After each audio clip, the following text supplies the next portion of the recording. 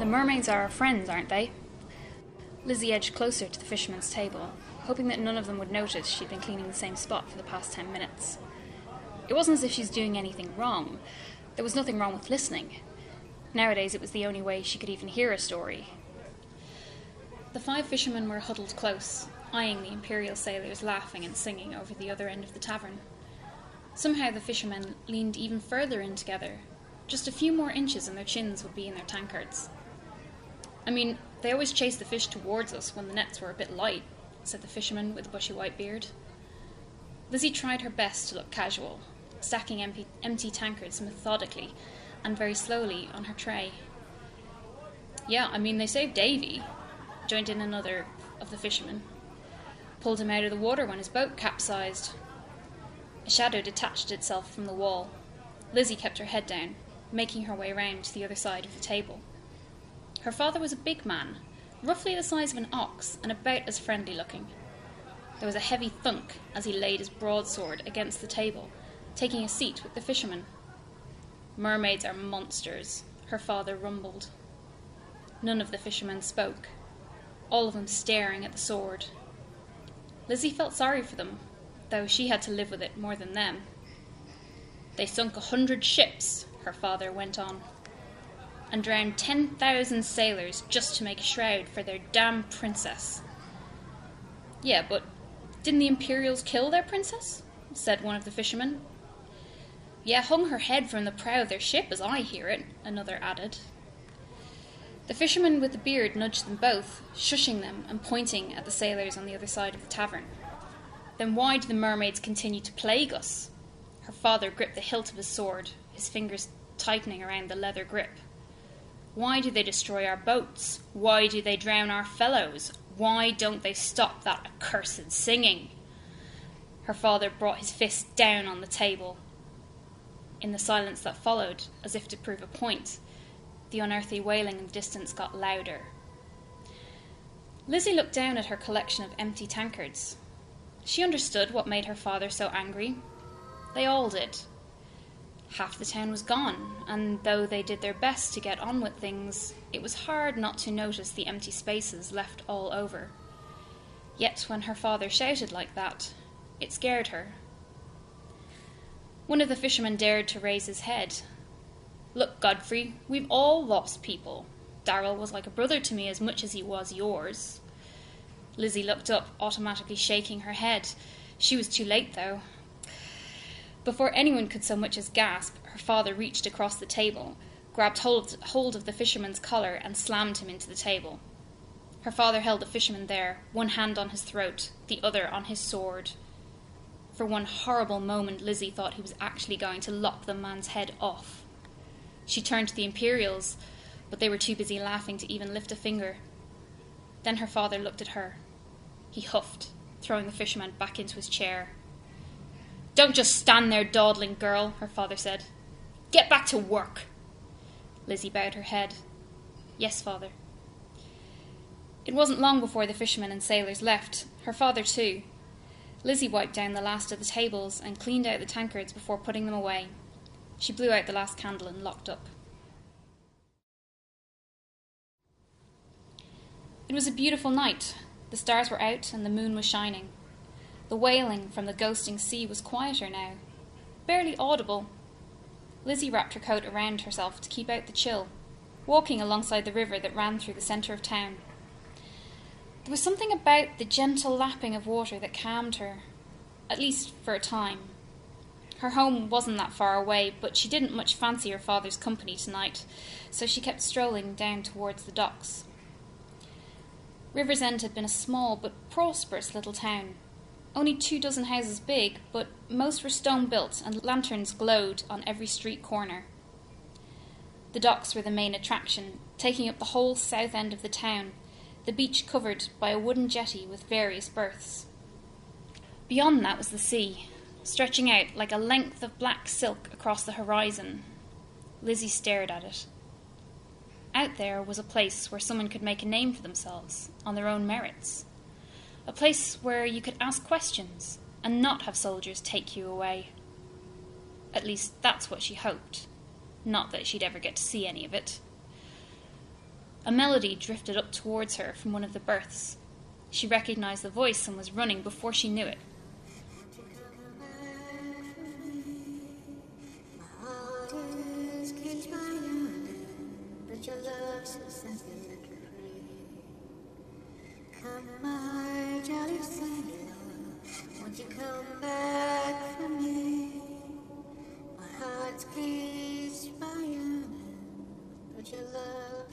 Lizzie ran down to the boardwalk, and there, lying in the sand under the boards, was Khalida. Khalida was the most beautiful girl on the high seas, from her legs that just went on, to her soft cherry lips and those dark eyes like two black pearls. Unlike the preening town girls, though, Khalida did it without any effort whatsoever. Her striped shirt was torn and full of holes, and there were bits of seaweed in her ruby hair and not an ounce of makeup in sight. It was infuriating. "Hello, sailor," Khalida smiled, and Lizzie felt her knees tremble. "Khalida, why didn't you just come to the tavern when you got into berth?" "Only just got in. Figured you'd be finished soon, so I waited." Lizzie looked across the docks. There weren't any new ships, just the 2 Imperial frigates and the galleon that had been there before. They'd probably moored around the other side of the bay. Yes, that had to be it. Besides, what did it matter? Khalida was back. "So where have you been this time? Last time you said you were going to try and see what was on the other side of the encircling ocean." Khalida looked down at her bare feet as she wriggled them in the sand. "Never made it, I'm afraid. The sea's not what it used to be." "True. Listen," Khalida took her hand. "We've known each other for a while now. There's something I've been meaning to tell you." Lizzie pulled her hand free, checking that they were alone on the docks. Khalida put her hands on her hips. "Why do you keep doing that?" "What?" Lizzie kept a few paces between her and Khalida, holding her hand against her chest. Khalida took a step forward, pulling back whenever I tried to get close. Lizzie kept her eyes on the sand. "Because it's not right." Khalida angled herself so that Lizzie was forced to look in her eyes. "It's not right," Khalida said. "It's how I feel. I love you." Lizzie looked up and down the docks, shushing Khalida. "Will you shut up? What if somebody hears you?" "I love Elizabeth Barrows!" Khalida screamed. Lizzie pushed her back under the boards. There was no one about, and the lights were out in the nearby houses, but you couldn't be sure. She got a whiff of ocean and realised just how close she and Khalida were. She watched, fascinated, as a droplet of water traced its way down Khalida's neck. Lizzie shook the thoughts out of her head and quickly backed away. "You can't say stuff like that," Lizzie said, fighting to keep her voice low. "You'll get us into trouble." "Oh, who cares about trouble? I know you feel the same. I've seen the looks." "What looks?" Lizzie blushed. "I don't give looks. Listen, it's just not how things are done around here. And when things aren't done how they're supposed to be, then the Imperials get called in. Last week a boy was born with webbed feet and they burnt him. The mother and all, just to be sure." Khalida covered her mouth as if she were about to throw up. "What's wrong with you humans? What's that supposed to mean?" "So, Khalida, this is where you run off to." Both Lizzie and Khalida turned towards the new voice. 3 women walked out of the surf covered in seaweed, barnacles, and not much else. They were beautiful, if bodies with lots of hip and high cheekbones were your thing. But there was something about their eyes. Lizzie took a step back. There was a glassy look to the woman's eyes, like they were looking at her through sheets of ice. "What's this?" said the blonde one. "A human?" Khalida stepped in front of Lizzie. "What are you doing here, Foia?" "Looking for you, of course. The seas are not a safe place anymore after what happened to Princess Dauphine. You should know this." "I can look after myself. I know which ships to avoid." "You think it makes a difference which humans you hang out with? They're all the same." "Hold on." Lizzie took a step forward. "Why do you all keep talking about humans as if you're not?" Lizzie stumbled back as the blonde Foia smiled at her, flashing a set of shark-like teeth. "Oh my, you haven't told her, have you, Khalida?" I was going to." Khalida turned to her. That's what I wanted to tell you before." "We're mermaids, dear," Fuya said, giving her another sharp smile. "Sea witches, devilfish, whatever you want to call us." But you have legs." Lizzie's own legs wouldn't move. "Haven't you heard of magic, my dear?" Fuya made her way up the beach, pushing Khalida aside and looking Lizzie up and down. "You're a pretty little thing. I can see why Khalida is taken with you." Fuya grabbed hold of her chin, leaning in until Lizzie saw the flecks of blood on her teeth. "Tell me, if I skinned you and hung your remains from the mast of one of those ships, how many humans do you think would throw themselves into the sea in despair?" "Fuya, stop this!" The two other mermaids grabbed hold of Khalida, dragging her down the beach. Fuya smiled again. All of a sudden, Lizzie was on the ground, her cheek burning like it had been struck with a hammer. She looked up at Fuya, who was licking blood off her elongated nails. "Not many?" Fuya said. "See, that's the problem with you humans. Such tiny little minds, concerned only with your own short-sighted desires. Still, one less human in the world isn't a bad thing." Fuya lunged at her. Lizzie kicked out, catching the mermaid in the stomach. Pain shot down her ankle, but it was enough to drive Fuya back. Lizzie scrambled up the beach, breaking into a run as soon as she got onto the docks. Her heart was pounding in her chest. Her ankle caught fire with every step. That was when she heard the noise. It sounded like 1,000 ships tearing themselves apart, and it was only as she glanced over her shoulder that Lizzie realized the noise was coming from Fuya. The mermaid clawed her way up the docks, her eyes completely black now, her nails growing the size of daggers.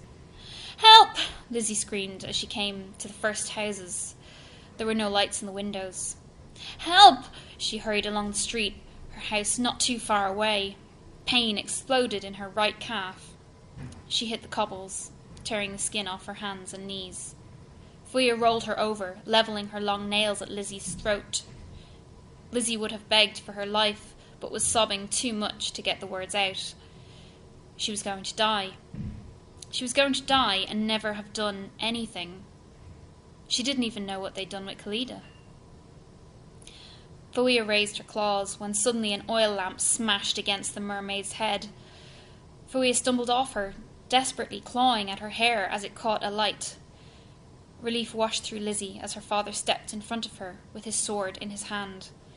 He swung and split Fuya's stomach. Lizzie fought the urge to vomit. The mermaid gave out a last snarl before falling down to the cobbles. She didn't get back up. That didn't stop her father, though. He brought his sword down on top of the mermaid again and again. Lizzie winced at each tear of skin and crack of bone, her stomach twisting round in knots. She closed her eyes, but the sounds rang like a town bell in her head. "Father!" she shouted. The noise stopped, and Lizzie opened her eyes. Her father was looking at her, his face splattered in blood, but the horrible thing was his expression. He didn't have one. Not a smile or a grimace. Just nothing. This butchery was nothing to him.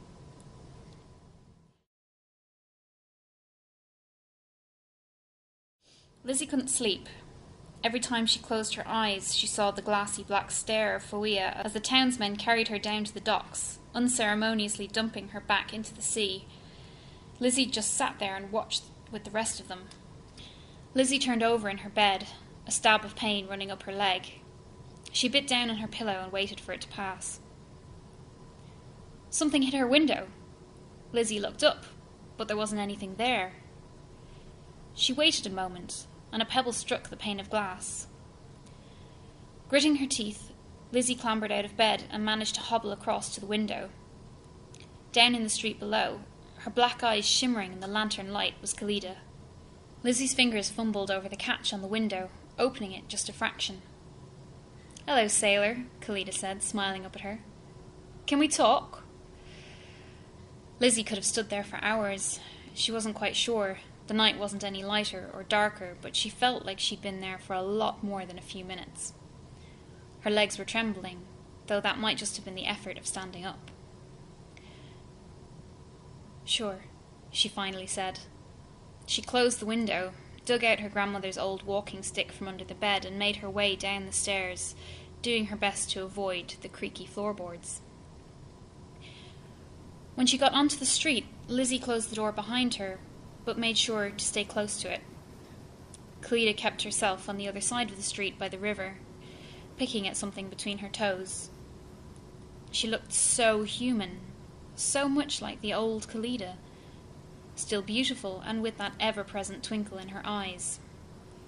It made Lizzie just want to sit down and listen to the stories of far-off lands and magical places, someplace better than where she was.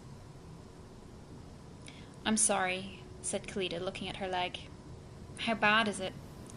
What did Fuya—" "My dad killed her."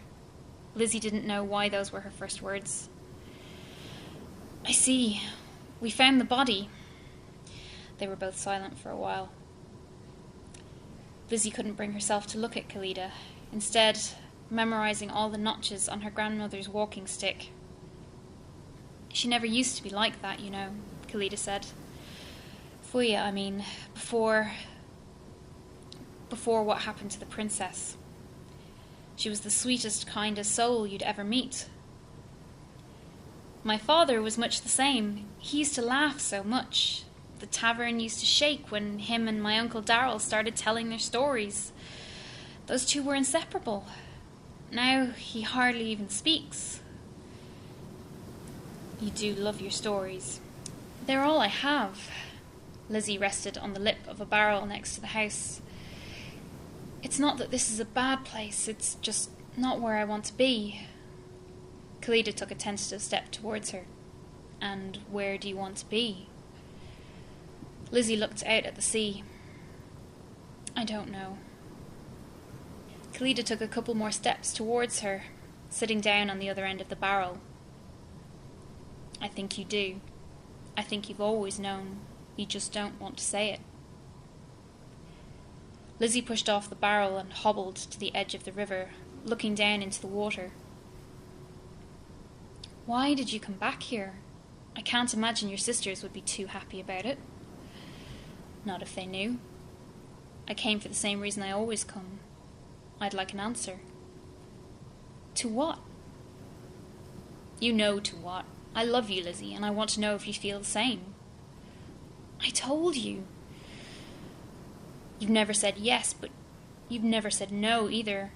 I mean, am I just fooling myself?" There were tears in Cleta's eyes. It was the first time Lizzie had ever seen her friend cry. "Is this just me?" Cleta said.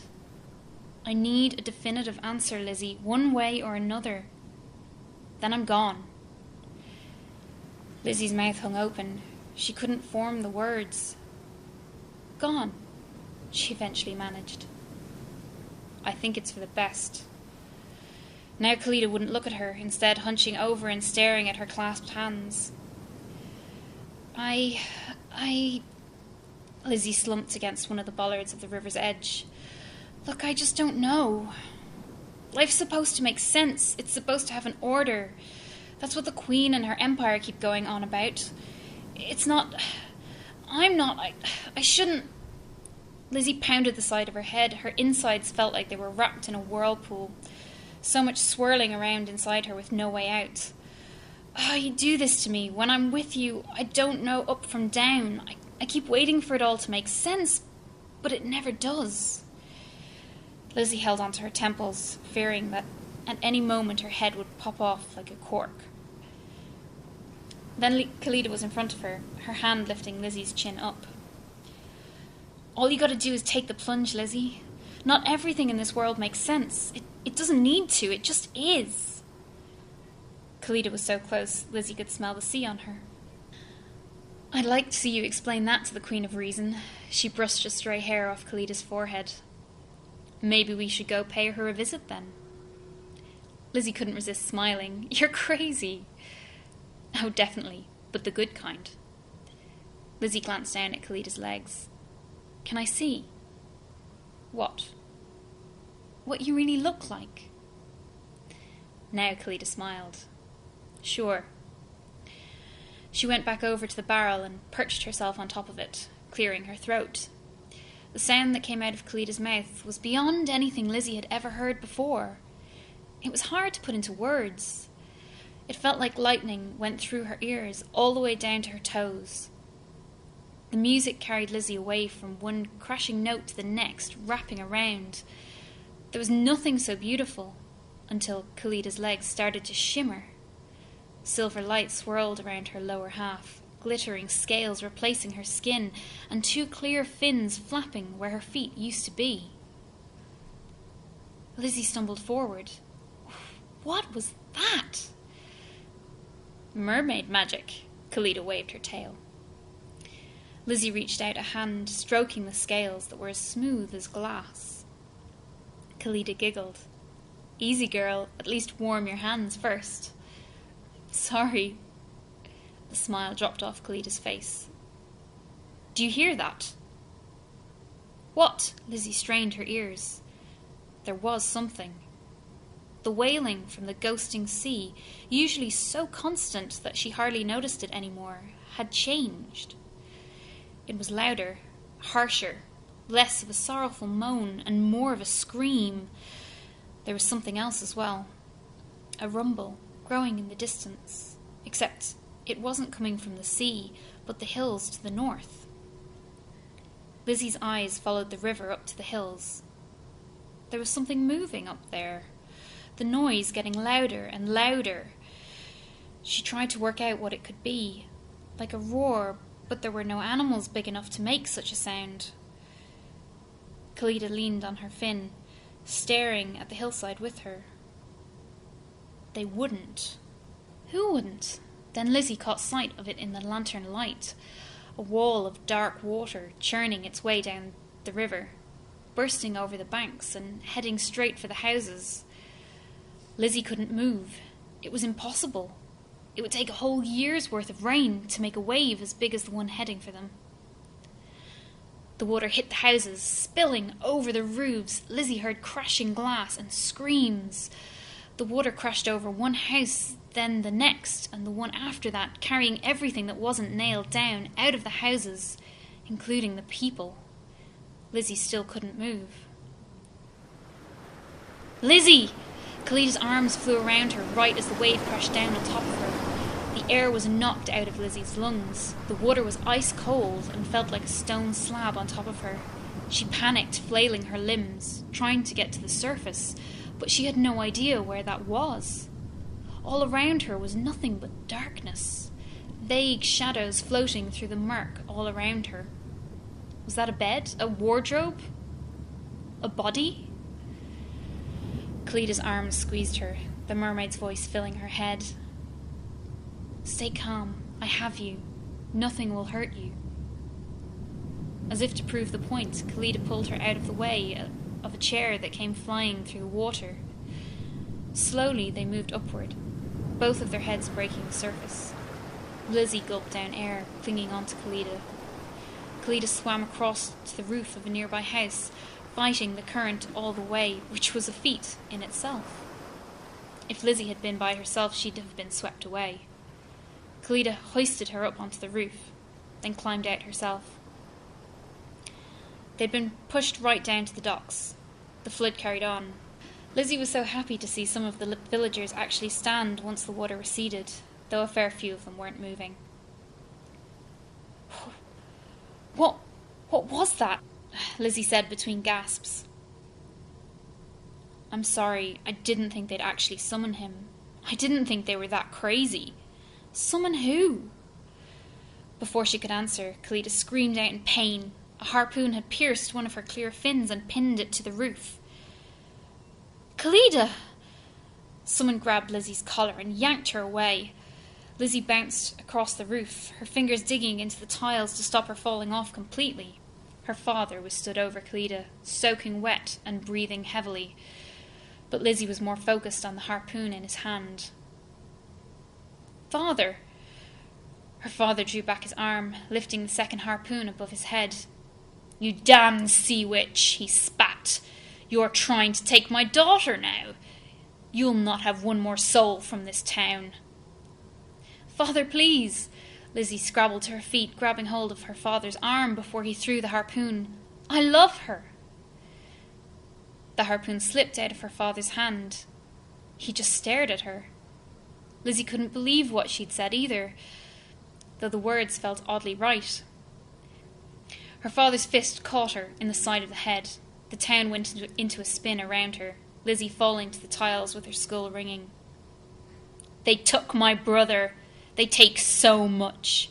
Her father drew his sword, turning towards Khalida, who just lay there with her eyes closed. Even pinned, she could have fought back. She had to have claws like Falia, or she could use her song. But Khalida wouldn't. Lizzie knew this. Khalida would rather die. Without even thinking, Lizzie grabbed the only thing she could reach and brought it down on the back of her father's head. There was a nasty crack, and her father dropped to the tiles. Lizzie couldn't stop shaking. She dropped the harpoon and felt for her father's pulse. There wasn't one. "I'm sorry, Father," she whispered, fighting the urge to throw up. She closed his eyes and moved across to Khalida. The harpoon was wedged deep into the roof of the house. Lizzie nearly gagged at the sight of the dark, sticky blood oozing out of the fin. "Are you all right?" "Are you?" Khalida said with a wince. "Did you mean what you said?" "Not the time, Khalida. Let's get this off you." Lizzie wiped the sweat off her hands and wrapped them around the end of the harpoon. She tugged, but it didn't so much as budge. Khalida beat her fist into the roof, her face twisting with pain. "You need to get out of here. Forget about me." "I'm not leaving you, not this time." Lizzie tried again. Khalida screamed, but Lizzie felt the harpoon give ever so slightly. "You don't understand. They're only just getting started," Khalida said through gritted teeth. "Who?" The wailing was getting louder. Every note was like a hammer to her skull. Lizzie was beginning to understand her father's hatred of it. It took her a moment to see what was happening. A few miles out past the docks, the water was raising in one gigantic hump. It was as big as a whale, whatever it was. "What is that?" "Sinane," was all Khalida said in reply. The creature continued to rise, something long and serpent-like, uncurling and standing over the town. Though there was little light, Lizzie caught glimpses of craggy skin and teeth as big as boats. The water continued to rise around the dragon, draining the shoreline until Lizzie could see the very bottom of the ships. She knew what was about to happen. Lizzie held onto the harpoon with everything she had, taking in a deep breath as the water hit. It was as if one of the galleons, fully loaded, fell on top of her. The roof shattered in an instant, though the harpoon still pinned Khalida to a section of it. They spun through the water, Lizzie clinging on with everything her muscles had. She managed to get a hold of Khalida's fin and started to lift it up off the harpoon. Khalida screamed in her head, but Lizzie kept lifting. It was the only way. Lizzie's lungs were burning, demanding oxygen, but she couldn't leave. Finally, Khalida's fin came loose, flying out of her hand. In that moment, the current had her, dragging her towards the docks and that monster. She tried to swim, but she couldn't break free of that current. It pulled her down and down. She gasped, icy water rushing into her mouth. She tried to spit it out, but only ended up swallowing more.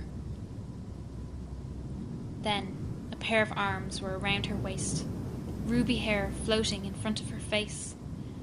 Something soft pressed against her lips, and air flooded into her lungs.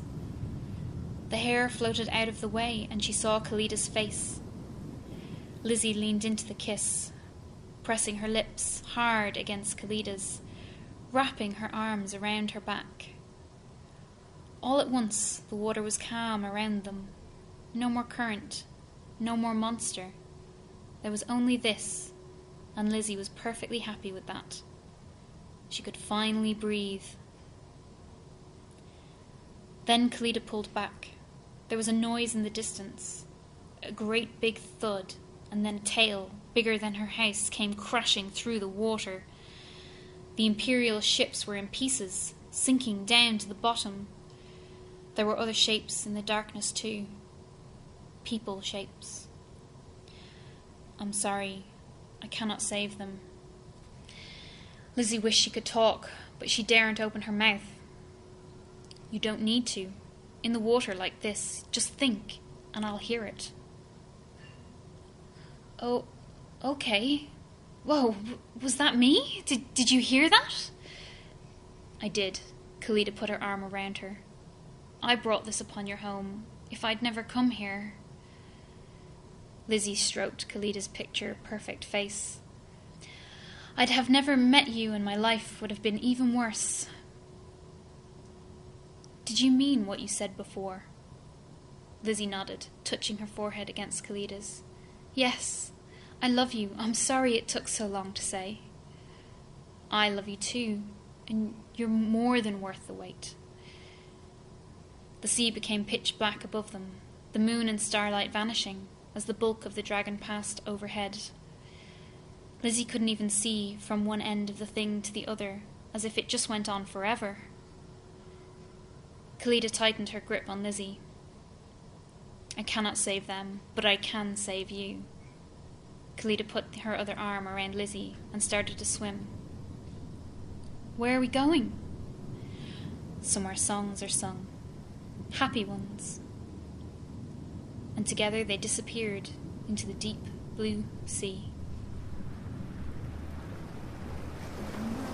Joynson.